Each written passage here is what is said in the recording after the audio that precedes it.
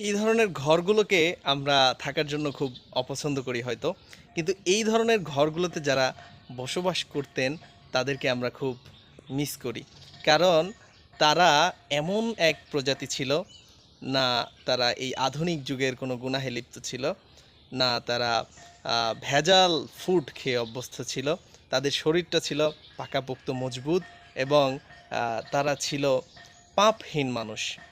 এই একটা মোবাইল আসাতে আমরা যেই পরিমাণে পাপে লিপ্ত, আহ, আগের দিনের একটা বৃদ্ধ মানুষের তুলনায় এখনকার একটা বাচ্চা মানুষ তার চেয়ে অনেক গুণ পাপে বেশি লিপ্ত।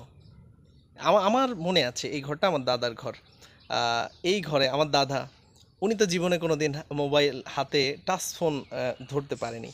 তো তার মানে ওনার চোখে কোনো দিন কোনো নর্তকী পড়েনি, গানের শব্দ মোবাইল থেকে যেটা আমরা শুনি সেটা শুনতে পারেননি, কোনো অশালীন জিনিসপত্র ওনার চোখে কোনো দিন পড়েনি। আপনার মাথায় যেগুলো আসতেছে ওগুলো তো কোনো দিন পড়েইনি চোখের সামনে। এই ঘরে থেকে যারা চলে গেছেন ওনারা অনেক একটা ভালো জীবনযাপন করছেন। এখন তো আমরা এই ঘরে থাকাটাকে অপছন্দ করি, এটা খুব একটা ভালো জীবনযাপন না। আম, আহ, ঘরটা যদি পাকাপোক্ত হয়, বিল্ডিং হয়, তাহলে খুব ভালো হয়। কিন্তু এই ঘরে যারা থেকে গেছেন ওনারা কিন্তু আসলেই খুব একটা ভালো জীবনযাপন করছেন, নিশ্চিন্তে রাতের বেলা একটা ঘুম দিতে পারছেন। এখন তো আমরা অনেক ব্যস্ততা, অনেক টেনশন, রাতে ঘুম ভালো করে হয় না। পাকা ঘর আছে কিন্তু ঘুম নেই। এই ঘরের ভিতরে ওনারা অনেক আরামে, গরমের দিনেও এসির একটা ফিল নিয়ে ঘুমিয়েছে খুব আরামের সাথে।